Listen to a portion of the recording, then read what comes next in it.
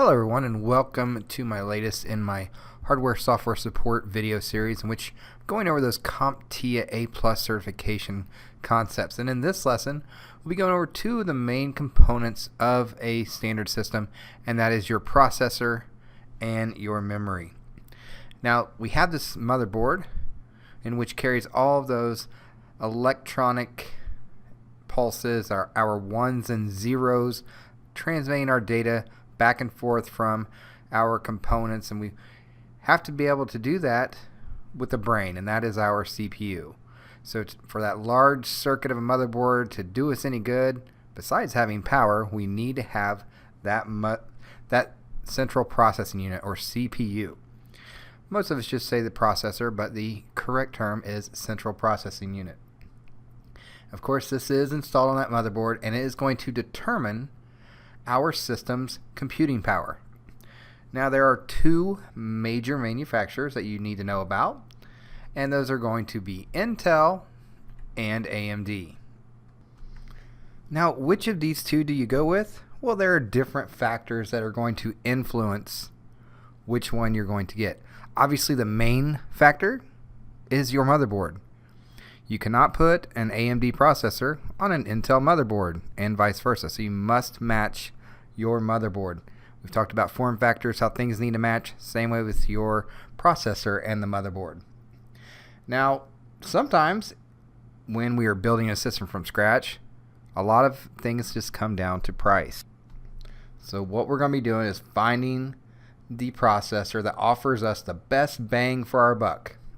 Now simply in price alone, AMD processor chips are generally cheaper than comparable Intel chips.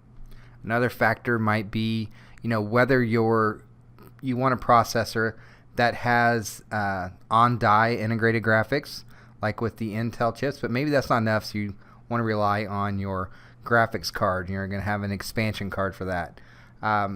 Whereas like an AMD desktop processor generally doesn't include integrated graphics. Instead, your AMD processors are going to combine the processor cores and usually like a Radeon branded graphics core into one package chip installed on what's called an accelerated processing unit, but we won't go into that. Now before you go purchasing or selecting a processor, you need to know about the different features that affect the processor performance and compatibility with your motherboards. Let's talk about some of those characteristics now. Now, regardless of processor, you need to be aware of these characteristics. First one we want to talk about is processor speed. Now, your processor speed is, if you think about this, the processor frequency is going to be that speed at which the processor operates internally, and we measure this in gigahertz, such as 4.0 gigahertz or 3.3 gigahertz. Obviously, as we all know about Moore's law, speeds are going to vary. So I'm not going to tell you any specific speeds to look at, because at the time that you watch this video, speeds may have already increased. So you would have information that isn't exactly correct. Just know about processor speed, processor frequency. Next, we'll take a look at the socket set and chipset that the processor can use. If you recall from another lesson I did, there are different types of sockets that are on motherboards. And typically your Intel processors are going to have a land grid array, whereas your AMD processors are going to have the pin grid array. And a lot of times you can know this with your like with your desktop systems. Your motherboard may be such thing as a LGA 1150. Just knowing the LGA means land grid array will tell you that you are dealing with an Intel processor that is needed for that motherboard. This will be important as you take your A+ certification exam if you're giving questions about that and you see that you have an Intel processor and you have the only option that you have is an LGA motherboard. Good chances you can match those up just based on that information. Whereas our AMD processors, some of AMD's important desktop sockets are going to be such things as AM3 Plus, AM3, AM2 Plus, things like that nature. Now this next feature, even though it's becoming a thing of the past, you still need to know it for the A+ exam, and that is your processor architecture. When we talk about this, we talk about, is it 32-bit or 64-bit? Pretty much everything sold today from either Intel or AMD are going to be hybrid processors, which have the ability to process 64 bits or 32 bits of information at a cycle or at any given time. We talk about everything in processing as cycles. In today's world, everything is pretty much going to be 64 bits, but just know that your architecture, when it comes to processors, essentially they're going to be hybrids that you're going to see that can handle either. Now the next feature we'll talk about is going to be multi-processing abilities, and I'll talk about a few different ways that we can make this happen. Now just like it sounds, a multi-processing ability is simply the ability for your system to be able to do more than one thing at a time. Now, like I said, we can do this by different means. And here are those means. The adventures of multiprocessing, multi-threading, multi-core processing, and dual processor. Now when I talk about multiprocessing, this is where you have multiple processing units that we're going to call ALUs, arithmetic logic units, ALUs. Where you have multiple processor units or multiple ALUs are going to be installed on a single processor. This is why it's called multiprocessing. Now back in the day, the Intel Pentium was the first processor that combined two arithmetic logic units, which means that the processor can execute two instructions at a time rather than a single instruction. Now with multi-threading, just remember that your processor or core processes, so remember we can call this our core, but each processor processes two threads at a time. So if we are handling multiple threads, that would be multi-threading. Now Intel calls this technology hyper-threading, and AMD calls this hyper-transport.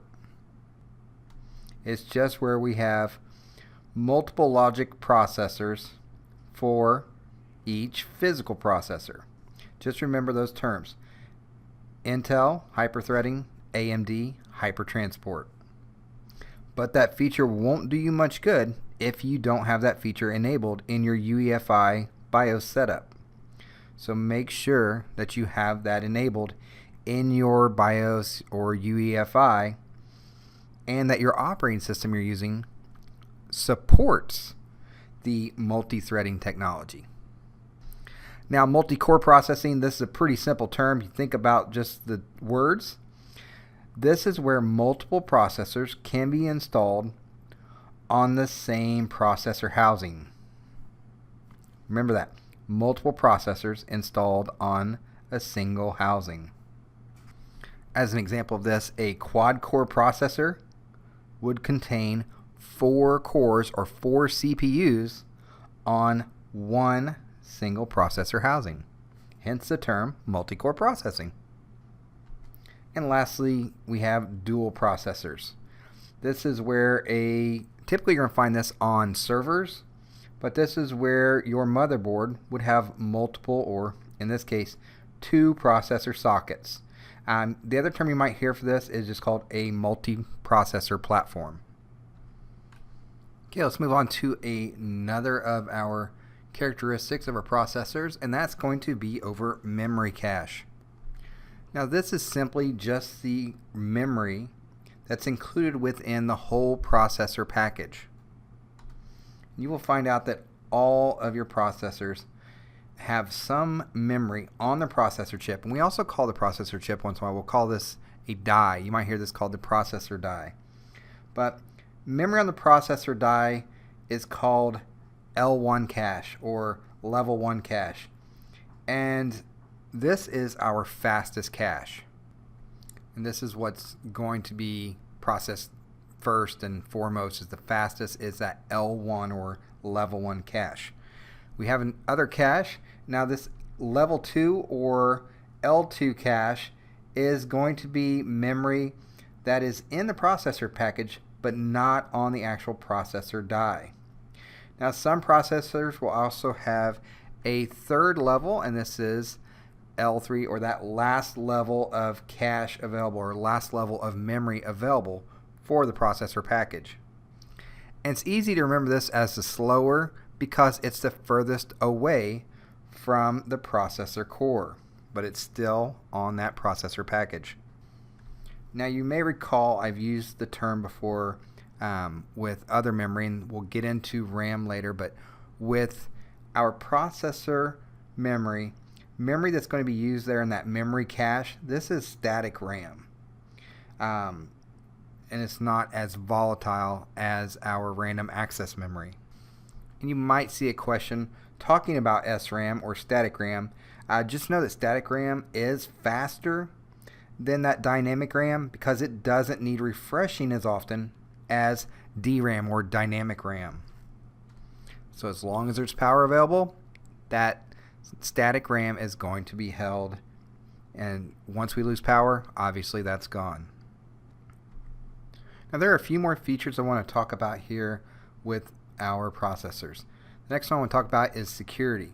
Now there is some security that's built into a processor so that it can work with the operating system to designate an area of memory for holding data or instructions. And on the Intel side, we call this executable disable bit, and on the AMD side, we call this enhanced virus protection. So you might see some of those terms on your certification exam. Just make sure to know the difference between the two. Now, when we use either of these levels of security, and that area is designated for data, the instructions stored in this area are not going to be executed, and that's going to then prevent a buffer overflow attack from any type of malicious software that's going to try to attempt to run its code from an area of memory assigned by another program for its data. So this is going to protect you from those type of RAM attacks or memory attacks that create that buffer overflow. Alright, the next feature we're going to talk about is going to be the memory features on the motherboard that the processor can support. Now I won't go into these very heavily now because I'm going to talk about RAM later on. But besides the type of memory that a processor can support, it can support certain amounts of memory, certain memory speeds, and the number of channels that it will support, whether it be single channels, triple channels, dual channels, whatever the case may be. The next feature we're going to talk about is supporting virtualization. Now most motherboards or most processors are going to support virtualization, but you must enable this feature in your UEFI or BIOS. If you're trying to run a virtual machine on your system, you've installed some type of hypervisor, whether, let's, as an example, VMware or Oracle's version of a hypervisor known as VirtualBox. If you're trying to install these on your machine and then put an operating system on the hypervisor, but it's not working, it's probably because the feature has not been enabled in your UEFI or BIOS. So just make sure to remember that for troubleshooting wise, just to go into your UEFI or BIOS and enable virtualization, and then you can continue on. The last feature is over integrated graphics. Your processor might include an integrated GPU or graphical processing unit. You might even see it called just graphics processing unit. Now, GPU is a processor that's going to manipulate graphical data to form those images on our output, such as our monitor. The GPU might be on a video card, it might be integrated into the motherboard, or it might be embedded on the CPU package. And if it is integrated onto your CPU package, that's why we say it's integrated graphics. It's been integrated or made part of the graphics on processor package. So if it is part of your actual processor, it is called integrated graphics. you will find it more common that your modern CPUs are going to have integrated graphics for your high-end processors. Okay, now I'm going to finish talking about how the processor contains some basic components other than what we've already discussed. I've already mentioned a couple of these prior to this, but the first one I'll talk about is the input-output unit, and this just simply manages the data and the instructions that are either entering or leaving the processor. The next one is the control unit, which manages all the activities inside the processor itself. The next one is, I mentioned this before, the ALUs, and once again, one or more ALUs do all of the logical comparisons and those calculations inside the processor.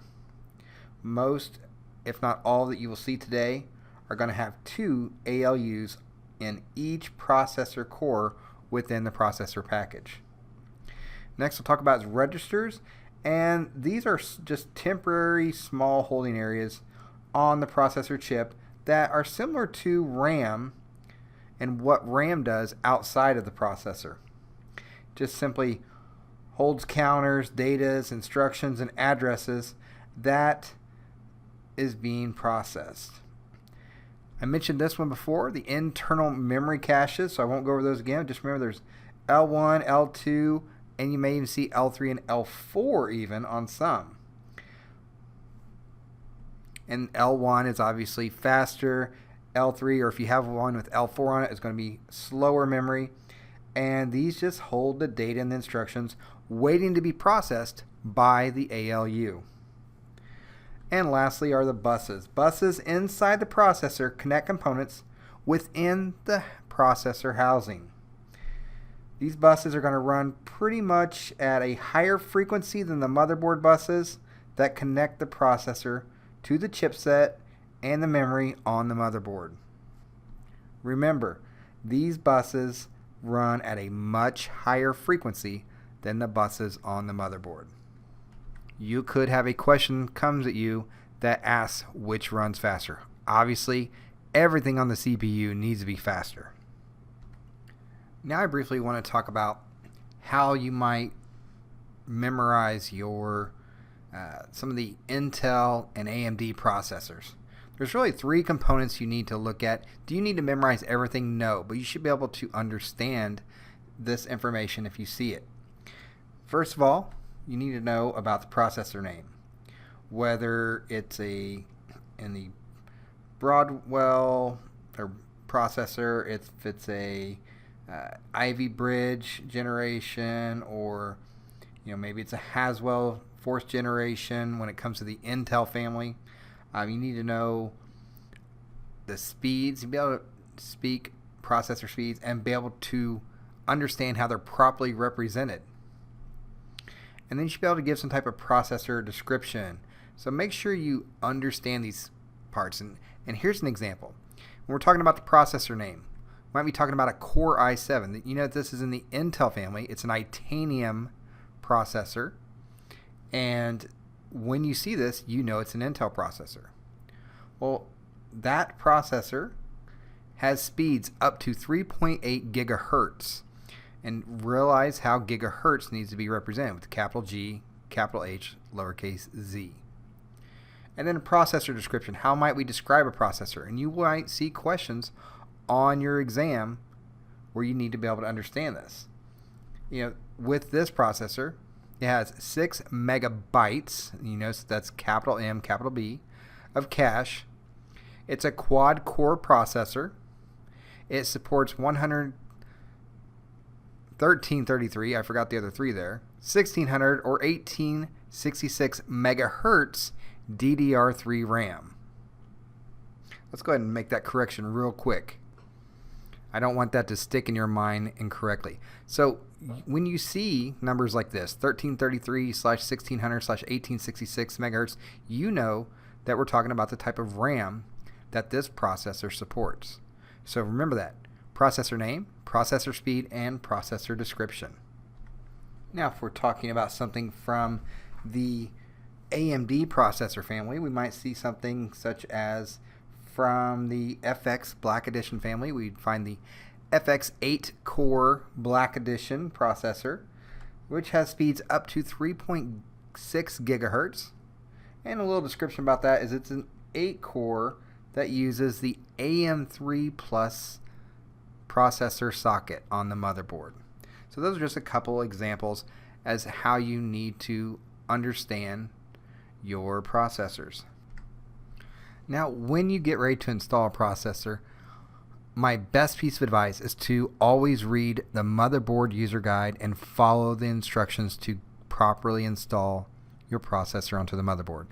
You may have socket protector covers that you need to remove, which is what we usually see on an Intel motherboard. Always make sure to wear an ESD strap or even anti-static gloves so you don't damage the processor with any type of electrostatic discharge. Don't put any pressure on the processor when you go to install it. Regardless of the install type, you do not want to damage your processor. And make sure to pay attention as to what alignment needs to be made with your processor in matching it with your motherboard socket. That's very important. A lot of times you'll see a little gold triangle that tells you where to orient your processor. And if the socket has a lever that you have unlocked to be able to put your processor in place or to take that cover off, make sure that once your processor is installed that you return that lever to its locked position. And as always, make sure that you set your processor fan onto the processor in its proper orientation of the motherboard to make sure that we cool down that very high temperature processor. The cooler is extremely important.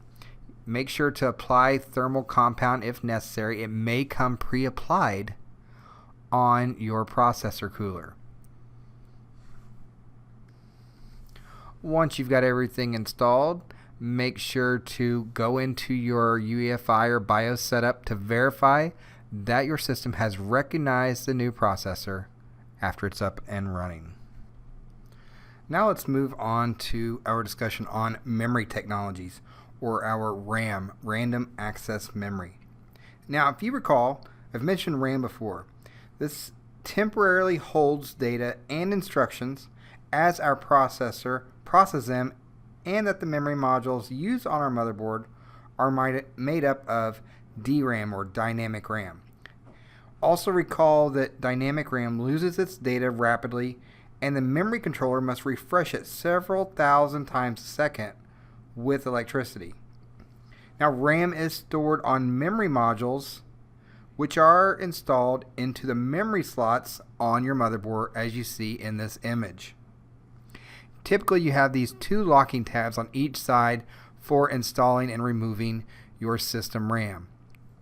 Simply put your fingers on each tab, and you can see how this one is angled up with a few ridges there on that left side. Place your fingers there, push outward, and the RAM will pop up or rise up out of the memory slot. When you go to install RAM, make sure to distribute your weight evenly when pressing down on the RAM. So, hold the RAM on each side and take your thumbs, or however you find is comfortable for you, holding that RAM in place into the memory slot, and then push down firmly with the weight distributed firmly or evenly so that the memory goes down as one unit easily into the slot. The first time people do this, they're very awkward about it, and they'll feel it rocking back and forth, and they'll get a little nervous. Just make sure you apply even pressure and firm pressure, and you should be fine. Also, don't touch the bottom of the RAM. Your oils in your hands can cause this metal to corrode. All right, let's take a look at some of the different variations of our dynamic RAM that's evolved over the years. And there's really just 4 major categories that we're going to look at. And you can see I've got some different images of RAM here, but when it comes to this dynamic RAM, typically all new motherboards for desktops are going to have a type of memory module called a dual inline memory module. We call this DIMM for short, DIMM, dual inline memory module.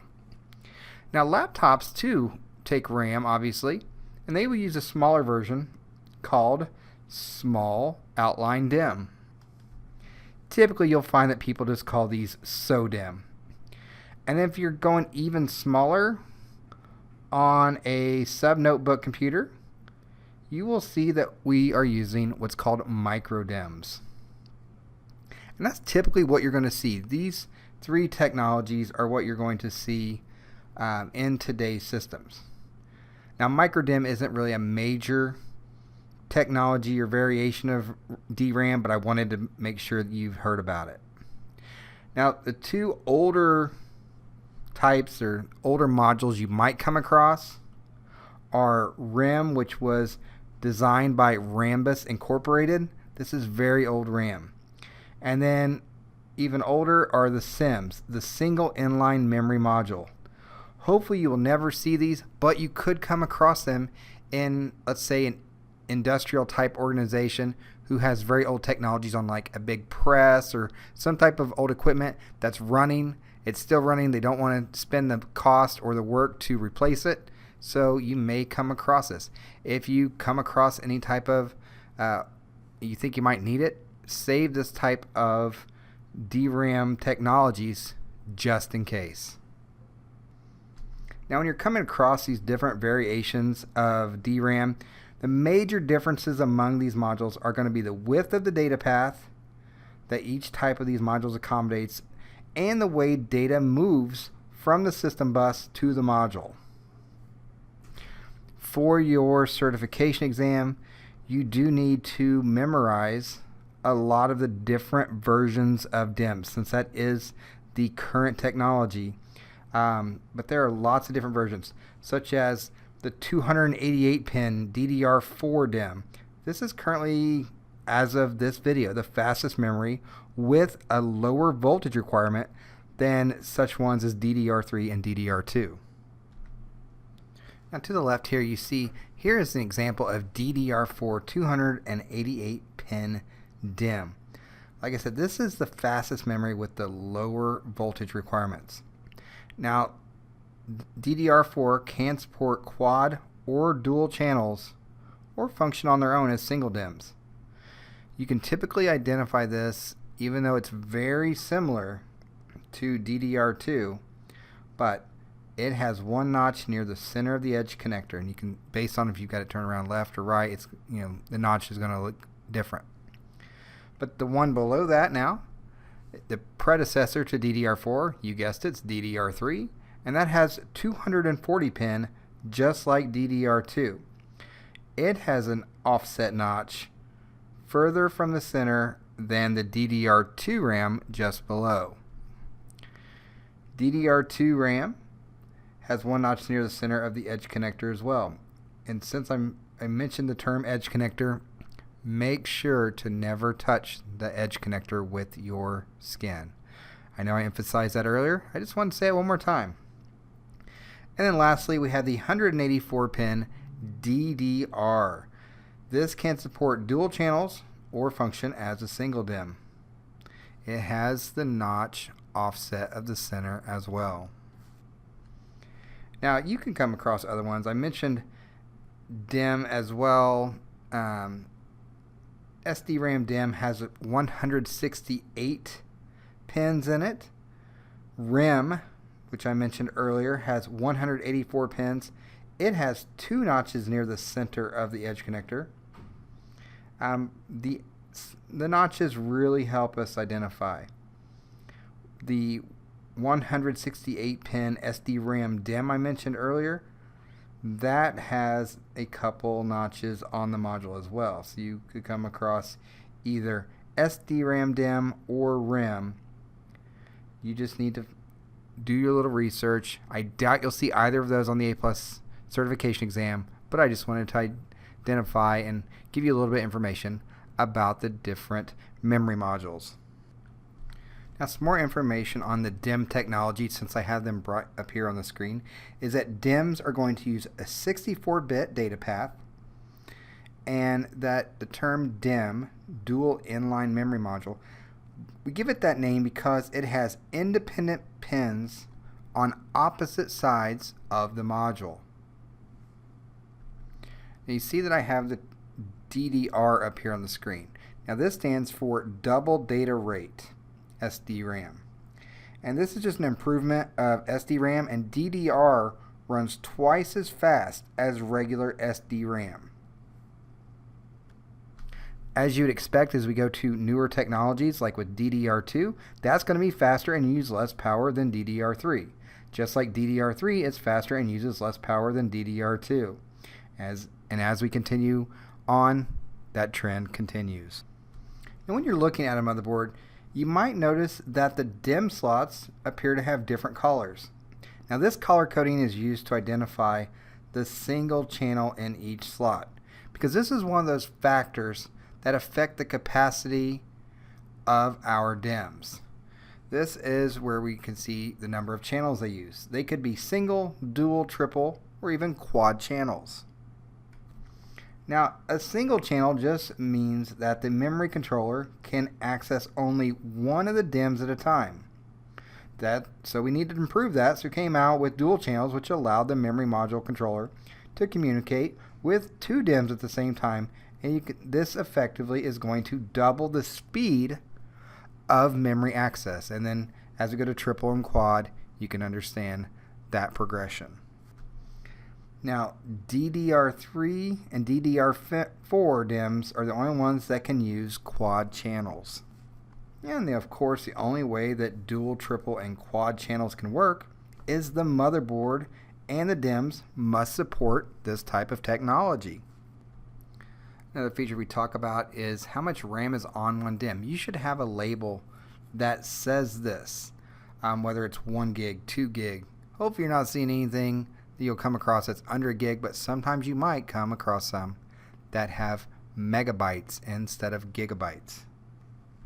Now, as you're putting this RAM into a system, if for some reason you have an operating system that only supports 32, it's a 32 gig operating system, or 32-bit, sorry. That 32-bit operating system can only handle 4 gigabytes of RAM. If you would take and put 12 gigabytes of RAM into your motherboard, your 32-bit operating system would only be able to use or access 4 gigabytes of that RAM. So you would have RAM that's lost. You would think something's wrong. There's nothing to do wrong with your motherboard. There's nothing to troubleshoot. It's just you're using a 32-bit operating system. Your 64-bit operating systems can handle much more. Make sure you know what type of operating system, whether it's 32-bit or 64-bit operating system, to know how much RAM you can have. If you aren't for sure, make sure to do some research before you upgrade RAM. Do not try to put too much RAM into a system that only has a 32-bit operating system. Now, in some instances, you need to match the speed and the size of the RAM in these slots. Make sure you research the manufacturer's documentation for the motherboard. Next, we'll talk about speed. Make sure that you understand that DIMM speeds are measured in either megahertz, such as 1666 megahertz, or the PC rating. You can tell by this as well. You might see a PC rating such as PC 6400. Now, PC rating is a measure of the total bandwidth in megabytes per second of data that is moving between the module and your CPU. Make sure you develop the ability to be able to understand PC ratings for some of the memory modules, to be able to look and see that, oh, this DDR4 DIMM has a speed of 266 megahertz with a PC rating of PC4. The PC4 identifies it as DDR4, and PCR4-21300. So make sure you can look at those to help understand. Your PC4s are probably going to be what you're going to come across. at the time of this video, you will still probably be supporting older PC3 or DDR3 RAM type memory. Sorry, DIMM, not RAM. RAMs are very old technology, so DDR3 DIMMs, DDR4 DIMMs are probably what you're going to come across mostly out in the field. And lastly, your RAM can have error checking abilities on it. Typically, you will only buy the ECC or error checking, error correcting code modules for servers. Servers must be extremely reliable. Therefore, that error checking technology needs to be on the RAM you buy for servers. So this isn't always used, but best practice is to get the ECC for the RAM that you install into a server. Just remember that error correcting code detects and corrects errors in a single bit. You might see a question about the old SIMs that I mentioned where they use parity. This is error checking based on an extra 9th bit. Remember that, 9th bit. And if you do come across a parity error, this is where the number of bits conflicts with the parity that's used. Just a simple comparison. If they don't match up, an error gets thrown. Now let's move the conversation to SODIMM, or Small Outline Dual Inline Memory Modules, which, as I mentioned earlier, we find in laptops. Now with the SODIMM memory, when you go to install this, you may find that you have typically there's going to be 2 memory slots on your typical laptop. They may both be stacked. You may have one on one side, one on the other side, or even more. Or you may find that some are on the bottom of the laptop, like what's shown here, or you may find some where you have to take the keyboard out to get to some of the RAM. So there's lots of variations based on manufacturer and based on the motherboard. Let's go ahead and take a look at some of that RAM that you will find, the SODIMM, in your laptops. There's a variety of different memory modules that you should memorize, and I'll list a few here. One of the latest ones is the 2.74 inch 260 pin that contains, this SODIMM contains DDR4 memory. Now one notch of the module is offset from the center of the module, which we would expect. Another one, probably the more popular, is the 2.66 inch 204 pin SODIMM. Now this contains DDR3 memory. This is probably one you'll come across for lots of years. Another in the 2.6 inch family there is a 200 pin that contains either DDR2 or it could contain DDR SDRAM. And the last one I'll leave you with is the 2.66 inch 144 pin SODIMM. Now this contains SDRAM. And once again, just like the rest, they are going to have one notch that's slightly offset from the center. And just make sure to read the labels on these. Make sure if you are doing research for replacing the RAM, make sure you get the RAM type that meets the RAM modules or the DIMM modules of your motherboard. Always consult the motherboard documentation or use sites like Crucial.com or other sites that are very reputable for ordering your RAM modules. SODIMM is great. It's a great technology. Make sure that when you are matching up some SODIMM, let's say you have some laying around, look at where the notch is in the slot to know how to orient it. Typically on the motherboards, when you're going to take out the SODIMM modules, you'll have little clips on each side. Usually use your fingernail or the appropriate tool to push those clips away from the memory module, and you will see that the SODIMM will raise up. When you go to take them out, it'll be at an angle. When you go to put them in, you'll put them back in at that 30-degree angle or whatever the angle is that meets the criteria, but typically it's around 30 degrees to install that SODIMM module back in there. And then once you've got the notch lined up, you've got it slid into the slot, simply apply even pressure to push the top or center down towards the motherboard. You will typically hear this click into place, and you'll see the latches click around the sides of the memory module. Then you ask yourself the silly question of how much memory do you need? Well, the answer I like is as much as you can get. So know your operating system, know your motherboard, and get all that you can get into your system. Here's an example for that. Once again, RAM limitation for a 32-bit operating system will only allow you to go up to 4 gigabytes of installed RAM. I would be surprised if you do not see this on your A+ exam. Here's another example. 64-bit installation of Windows 8 will allow you up to 128 gigabytes of RAM if you can afford it. 64-bit installation of Windows 7 Home Premium will only allow you to go up to 16 gigabytes of RAM. So make sure you do your research for both your operating system and your motherboard. Always refer to motherboard manufacturing documentation. Maybe you've got a motherboard that uses DDR3 dual channel DIMMs. Well, you must install matching DIMMs in 2 blue slots and matching DIMM in the 2 black slots, or whatever the colors may be on the motherboard.